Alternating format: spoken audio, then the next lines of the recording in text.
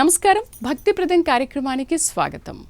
చదువుల తల్లి సరస్వతి, సంపద కలిగించే తల్లి మహాలక్ష్మీ మాత, శక్తియుక్తులు ప్రసాదించే మాత దుర్గామాత. అయితే త్రిజగన్మాతలు శుక్రవారం పూజలు అందుకున్న గురువులకు గురువైన వాగ్దేవి మాత వారంగా గురువారాన్ని చెబుతారు. అందుకే శుక్రవారం ప్రత్యేకించి లక్ష్మీ అమ్మవారు, దుర్గా అమ్మవారి వారంగా చెబుతారు. సంపద, సమృద్ధి, అదృష్టాన్ని ప్రసాదించే లక్ష్మీమాత పవిత్రమైన రోజుగా శుక్రవారాన్ని పరిగణిస్తారు. మహారాష్ట్ర కొల్హాపూర్ మహాలక్ష్మి ఆలయం అత్యంత మహిమాన్విత ఆలయంగా చెబుతారు.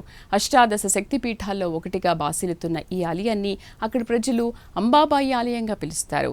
దేవి భాగవతం తెలిపిన ప్రధాన శక్తి పీఠాలలో ఒకటిగా అత్యంత విశిష్టమైందిగా కొల్హాపూర్ మహాలక్ష్మి ఆలయానికి పేరుంది. ఇక దుర్గా అమ్మవారి ఆలయాలైతే అడుగడుగునా కనిపిస్తాయి. భవానీ భక్తులు మాలలు ధరించి దీక్షలు చేయడం మనకు తెలిసిందే.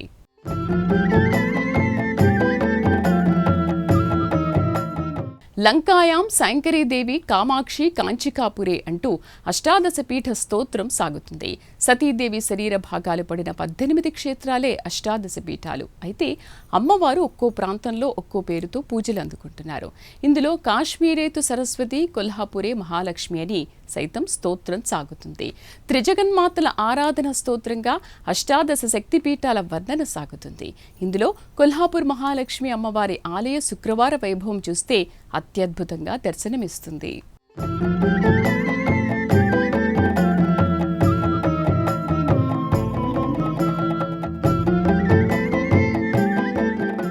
చదువుల తల్లి సరస్వతి, సంపదల తల్లి మహాలక్ష్మి, శక్తిదేవత దుర్గామాత. శుక్రవారం నాడు త్రిజగన్మాతలను భక్తులు భక్తి శ్రద్ధలతో పూజిస్తారు. అయితే గురువులు, గురుదేవాల ఆరాధన రోజుగా మనం గురువారాన్ని భావిస్తాం కదా. మరి విద్యా గురువునాం గురువు, గురువులకే గురువు విద్యా తల్లి సరస్వతీ మాత. శుక్రవార త్రిజగన్మాత పూజలలో సరస్వతీమాత పూజ ఉన్న గురువార దైవంగానే వాగ్దేవి అమ్మవారిని భక్తులు కొలుస్తారు.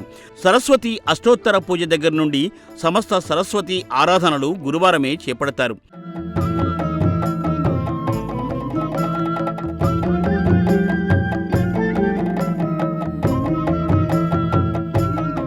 శుక్రవారం లక్ష్మీ అమ్మవారు, దుర్గా అమ్మవారిని భక్తులు విశేష రీతిలో ఆరాధిస్తారు.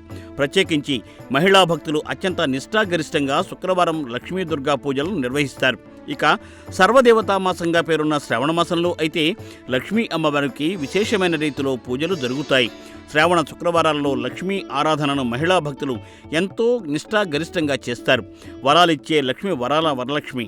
వరలక్ష్మీ వ్రతం శ్రావణ మాసం 2వ శుక్రవారం నాడు వైభవపేతంగా చేస్తారు. అయితే వరలక్ష్మి శుక్రవారం పూజ చేసుకోవడానికి అవకాశం లేని మహిళలకు పురాణాలు ప్రత్యామ్నాయ మార్గాలు కూడా చూపాయి. శ్రావణ మాసంలో 2వ శుక్రవారం దాటాక ఏదో ఒక శుక్రవారం నాడు వరలక్ష్మి వ్రతం చేసుకోవచ్చునని పురాణ గురువులు చెబుతున్నారు. శ్రావణ మాస శుక్రవారాల్లో లక్ష్మీ ఆరాధన ప్రధానంగా జరగ్గా శ్రావణ మంగళవారాల్లో దుర్గా ఆరాధన విశేషంగా విశిష్టంగా జరుగుతుంది. శ్రావణ మంగళ గౌరీ వ్రతాలు చేపట్టి మహిళా భక్తులు పూజలు, వ్రతాలు చేస్తారు.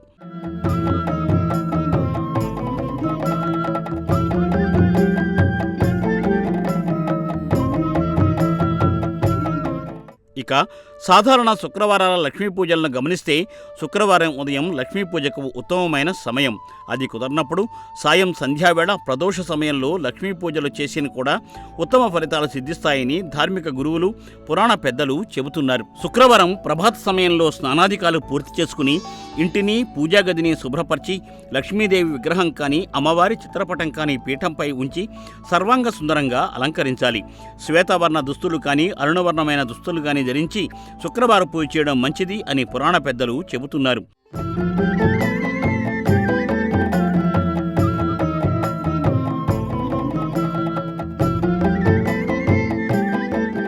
అమ్మవారిని సుగంధ పుష్పాలతో పూజించాలి. లక్ష్మీమాతకు ఇష్టదాయకమైన ఎర్ర తామర, తెల్ల మల్లెపూలతో పూజిస్తే అమ్మవారు వెంటనే ప్రసన్నం అవుతారని, నైవేద్యంగా పాయసం, బెల్లం, శనగలు, తెల్ల మిఠాయిలు పెట్టాలని పురాణ గురువులు చెబుతున్నారు. పూజ ప్రారంభానికి ముందు ఆవు నేతిలో 2 దీపాలు వెలిగించాలి. అయితే ఒత్తులు దీపపు కుందెలో ఆకాశం వైపు నిటారుగా ఉండేటట్టు చేస్తే అత్యుత్తమ ఫలితాలు సిద్ధిస్తాయని చెబుతున్నారు. అమ్మవారి శుక్రవార పూజలో లక్ష్మీ అష్టోత్తర శతనామావళి స్తోత్ర పఠనం, లక్ష్మీ స్తోత్రం పఠనం తప్పక చేయాలని తెలియజేస్తున్నారు. శుక్రవారం రోజున శ్రీ సూక్తం పఠిస్తే ఆ పుణ్యఫలాలు వర్ణనాతీతంగా ఉంటాయని, అష్టైశ్వర్యాలు ఆయురారోగ్యాలు కలుగుతాయని చెబుతున్నారు.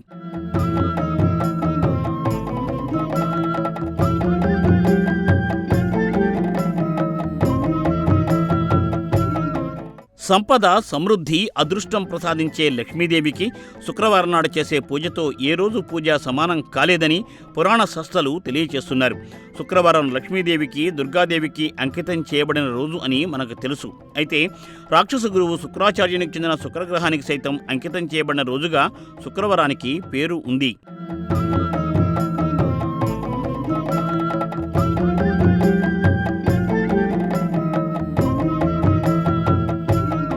శుక్రుడు అంటే వక్రబుద్ధి గల రాక్షస గురువు అని ఎవరైనా టక్కున అనిస్తారు.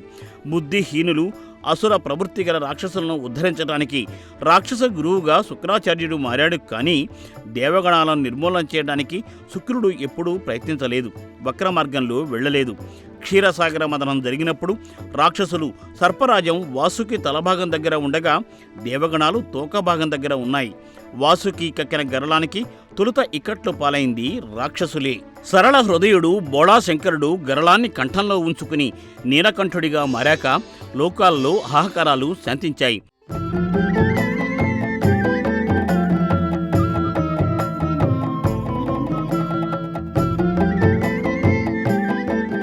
దేవతలు అమృతం తాగి అమరులుగా మరణం లేనివారిగా మారినప్పుడు దేవదానవ యుద్ధాలలో రాక్షసులు మృతి చెందడం, దేవతలు జీవితులుగా ఉండడం జరిగింది.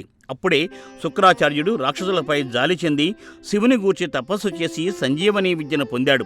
సంజీవని విద్యతో రాక్షసులను శుక్రాచార్యుడు బతికించేయడంతో దేవతలు అయోమయ స్థితికి గురయ్యారు. అయితే దేవగురువు బృహస్పతి కుమారుడు మాయాబ్రాహ్మణ వేషంలో వచ్చి శుక్రుని వద్ద మృత్సంజీవిని విద్యను నేర్చుకుంటాడు. శుక్రగ్రహాన్ని చెడ్డగ్రహంగా ఏ జ్యోతిష్య పండితుడు చెప్పడు.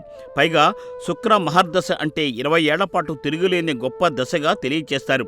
ఆ శుక్రుడి పేరిట వచ్చిన వారంగా శుక్రవారం కీర్తించబడుతోంది.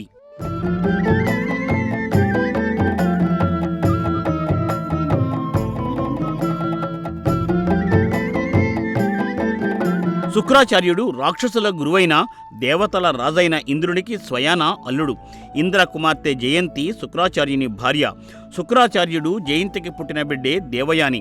దేవగురువు బృహస్పతి కుమారుడు కసునిపై ఏకపక్ష ప్రేమను సాగించి దేవయాని భంగపడడం, అనంతరం యయాతిని వివాహం ఆడడం, రాక్షసరాజు కుమార్తెకు శుక్రాచార్య కుమార్తెకు వైరం రావడం, శుక్రుడు తన అల్లుడికి శాపం ఇవ్వడం, ఇలా శుక్రాచార్య చరిత్ర సాగుతుంది.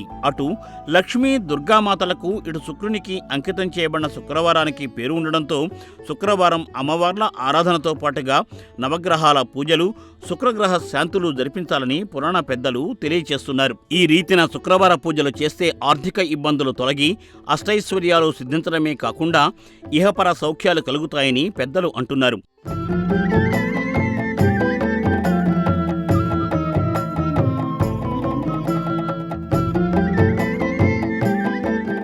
అష్టాదశ పీఠాల్లో సతీదేవి నేత్రాలు పడిన ప్రాంతంగా కొల్హాపూర్ క్షేత్రాన్ని పేర్కొంటారు.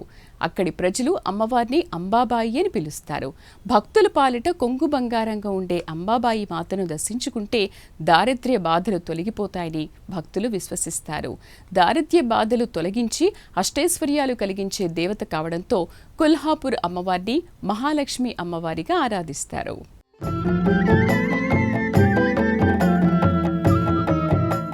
దశాబ్దాల క్రితం వచ్చిన ధనలక్ష్మి పాటను గమనిస్తే ధన సంపద జాగ్రత్త విషయంలో ఎలా ఉండాలో అందరికీ బోధపడుతుంది.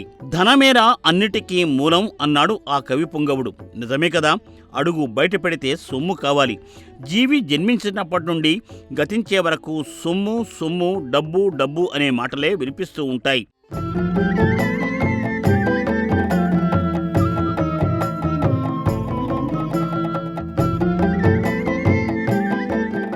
ధనము తెలుసుకోవడం మానవ ధర్మం అని ఆ కవి చెప్పాడు. అయితే అక్రమార్జనలో ధన సంపాదన కూడదని పరోక్ష సంకేతం కూడా ఇచ్చాడు. కూలీవాని చెమటలో పాలికాపు కండ్లలో ధనం ఉందని అన్నాడు.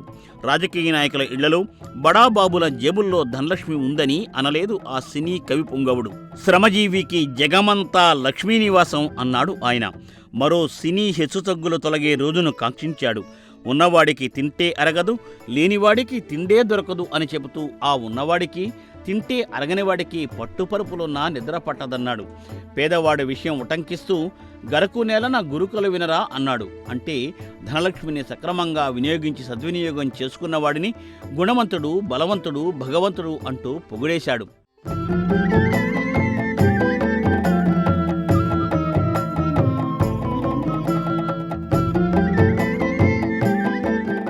ధనలక్ష్మి, ధాన్యలక్ష్మి, ధైర్యలక్ష్మి, సంతానలక్ష్మి, గజలక్ష్మి, విద్యాలక్ష్మి, విజయలక్ష్మిగా పూజలు అందుకునేది ఆదిలక్ష్మి. సమస్త సంపదలు, సమృద్ధి, అదృష్టాన్ని కలగచేస్తుంది. అయితే ధనం, పొదుపు, జాగ్రత్త విషయంలో పురాణ దైవాలను ఆరాధించడంతో పాటుగా ఆర్థిక సూత్రాలు కూడా తప్పనిసరిగా పాటించాల్సి ఉంటుంది. తలకు మించిన భారాలు, మోయలేని భారాలు మోస్తూ దుబారా ఖర్చులకు పాల్పడితే ధనదేవత నిలబడదు. అలాగని పిసినారి మనస్తత్వం ఉన్న లక్ష్మీదేవి ఇష్టపడదు. అన్నీ సమతత్వంగా ఉండాలి, ఏదీ అధికంగా ఉండకూడదు. పైసా పైసా కూడబెట్టి ధనలక్ష్మిని బీరువాల్లో బంధిస్తే అప్పుడు ఆ తల్లి ఆగ్రహానికి గురికాక తప్పదు. అసలు దీనిని ఆర్థిక శాస్త్రమే ఒప్పుకోదు. కోరికలు, ప్రయత్నాలు, సంతృప్తులు, ఈ సిద్ధాంతం మీదే ఆర్థిక శాస్త్రం నడుస్తుంది.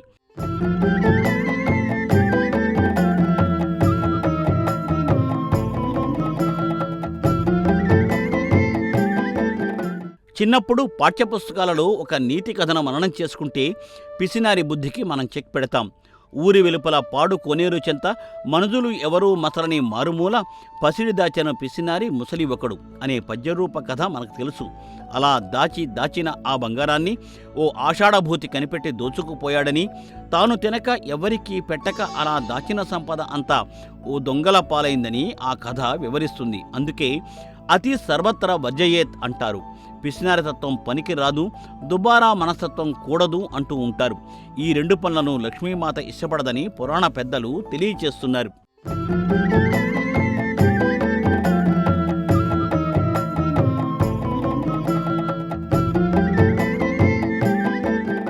దుర్గామాత ఆలయాలు పుణ్య భారతావనిలో కోకొల్లలుగా ఉన్నాయి. శుక్రవార పూజలతో దేవీ దేవాలయాలన్నీ శోభిల్లడం మనకు తెలుసు. అష్టాదశ శక్తిపీఠాలు, త్రిలింగ క్షేత్రాలు, ఏక సరళరేఖపై ఉన్న 7 శివాలయాలు, ఈ 7 5 పంచభూత క్షేత్రాలు, ఈ క్షేత్రాలన్నిటా దుర్గా అమ్మవారు దర్శనమిస్తారు. అష్టాదశ శక్తిపీఠాల అత్యంత శక్తివంతమైన శ్లోకం లంకాయాం శంకరీదేవి అనే శ్లోకం. సతీదేవి శరీర భాగాలు 18 చోట్ల పడగా వాటిని అష్టాదశ శక్తిపీఠాలుగా పురాణాలు చెబుతున్నాయి.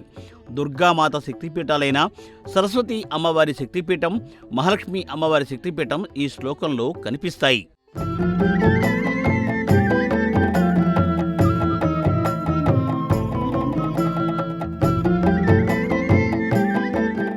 అష్టాదశ పీఠాల ప్రార్థనలో కాశ్మీరేతు సరస్వతి, కొల్హాపూరి, మహాలక్ష్మి అనే మాటలు వినిపిస్తాయి. దేశ శిరోభాగం కాశ్మీరులో శక్తిపీఠ దేవతగా సరస్వతి అమ్మవారు భక్తుల పూజలు అందుకుంటూ ఉండగా, కొల్హాపురిలో మహాలక్ష్మి అమ్మవారు పూజలు అందుకుంటున్నారు. ఆధ్యాత్మిక గమ్యస్థానంగా పవిత్ర శక్తిపీఠాల్లో ఒకటిగా భాసిల్లుతున్న కొల్హాపూర్ శక్తిపీఠం మహారాష్ట్ర కొల్హాపూర్లో ఉంది. ఈ క్షేత్రంలో అమ్మవారు మహాలక్ష్మి అమ్మవారుగా భక్తుల పూజలు అందుకుంటూ ఉన్నారు. కొల్హాపూర్ మహాలక్ష్మి ఆలయాన్ని భక్తి శ్రద్ధలతో దర్శించుకోవాలని పురాణ పెద్దలు చెబుతున్నారు.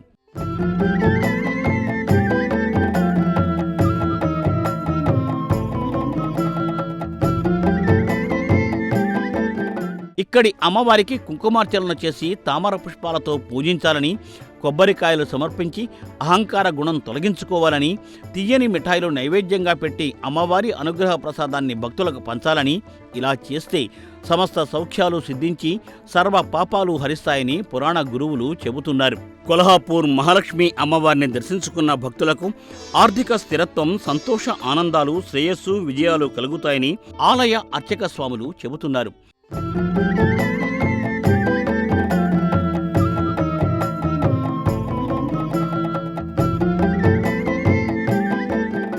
చాలా చార్ధామ్ యాత్ర, పంచారామ క్షేత్ర, త్రిలింగ క్షేత్ర ఇలా పలు క్షేత్రాలు దర్శించుకునే యాత్రలను భక్తులు సాగిస్తుంటారు. అయితే కొల్హాపూర్ మహాలక్ష్మి అమ్మవారిని దర్శించుకుని కలియుగ వైకుంఠంగా కీర్తింపబడుతున్న తిరుమల ప్రముఖ శైవ క్షేత్రం శ్రీకాళహస్తిని కొందరు భక్తులు దర్శించుకుంటారు. దీనిని సైతం ఓ ప్రధాన తీర్థయాత్రగా భక్తులు అభివర్ణిస్తారు. ఇక అష్టాదశ శక్తిపీఠాల వైశిష్ట్యం, శుక్రవార వైభవాన్ని చూస్తే ఎంతో భక్తిభావం పెల్లుబుకుతుంది.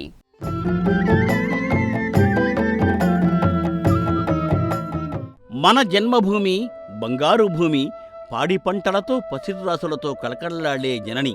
నిజమే, ఆ పాడి పంటలు పసిరి రాసులకు కారణం ఎవరు? ఈ జగన్మాతలే, జగజ్జనులే. లక్ష్మీ అమ్మవారు, దుర్గా అమ్మవారి ఆరాధన, చదువుల తల్లి సరస్వతీమాత ఆరాధన ఎలా ఉండాలో పల్లిసీమలు చక్కగా చెబుతాయి.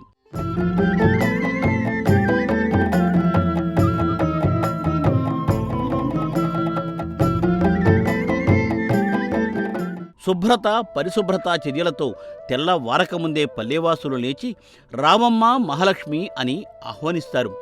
ఆహ్వానించినంత మాత్రాన ఆ చల్లని తల్లులు వచ్చేస్తారా? కడివెడు నీళ్లు కలాపుగా చల్లి, గడపలకు పసుపులు రాసి, రంగురంగుల ముగ్గులు వేసి, పాలిచ్చే గోవులను పసుపు కుంకుమలతో పూజిస్తే, పనిచేసే బసవన్నలకు పత్రి పుష్పాలు సమర్పిస్తే అప్పుడు లక్ష్మీ, దుర్గా అమ్మవార్ల ఆశీర్వాదాలు అందుతాయట. గాదుల్లో ధాన్యం రాసులు, కావిళ్ల భాగ్యం కనిపిస్తాయట. ఇవన్నీ దినవారీ కార్యక్రమాలైనా ప్రత్యేకించి శుక్రవారాలు, మరీ ప్రత్యేకించి శ్రావణ శుక్రవారాల్లో మరింత ప్రత్యేకంగా శుక్రవార పూజలు, ఆరాధనలు చేయాల్సి ఉంటుంది.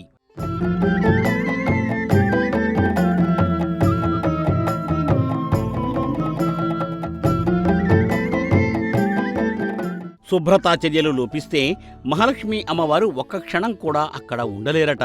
లక్ష్మీ అమ్మవారు బయటకు వెళితే దుర్గామాత ఆ తల్లిని అనుసరించేస్తుంది. ఇక అప్పుడు తాపీగా జ్యేష్ఠాదేవి లోపలకు అడుగు పెడుతుందట. జ్యేష్ఠాదేవి తిష్ట వేస్తే బాధలు, భవసాగరాలు, కష్టాలు, నష్టాలు, అరిష్టాలు అన్నీ వరుసగా క్యూ కట్టేస్తాయి. అందుకే ఎల్లవేళలా ఇళ్లను పరిశుభ్రంగా ఉంచుకోవాలి.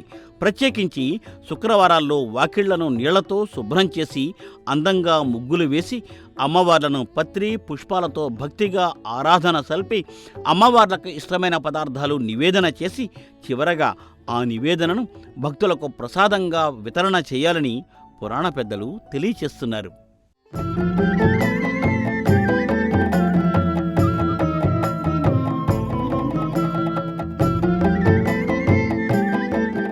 శుక్రవార మహాలక్ష్మి అమ్మవారు. అందుకే శుక్రవార పూజలు, శ్రావణ శుక్రవార పూజలు, వరలక్ష్మి వ్రత పూజలు అన్నీ లక్ష్మీ అమ్మవారికి జరుగుతాయి. శ్రావణ మాసంలోనైనా దుర్గా అమ్మవారికి మంగళవారాల్లో మంగళగౌరి వ్రతాలు ఆచరిస్తారు. అయితే అష్టాదశ పీఠాల్లో సతీదేవి శరీర భాగాలు పడిన ప్రాంతంలో శుక్రవార పూజలను విశిష్ట రీతిలో నిర్వహిస్తారని ఆయా ఆలయ పెద్దలు చెబుతున్నారు. అష్టలక్ష్ములు, నవదుర్గామాతల ఆలయాల్లో శుక్రవార పర్వదినాల్లో కుంకుమార్చనలు, విశేష పూజల్లో అశేష జనవాహిని పాల్గొనడం మనకు తెలిసిన విషయమే.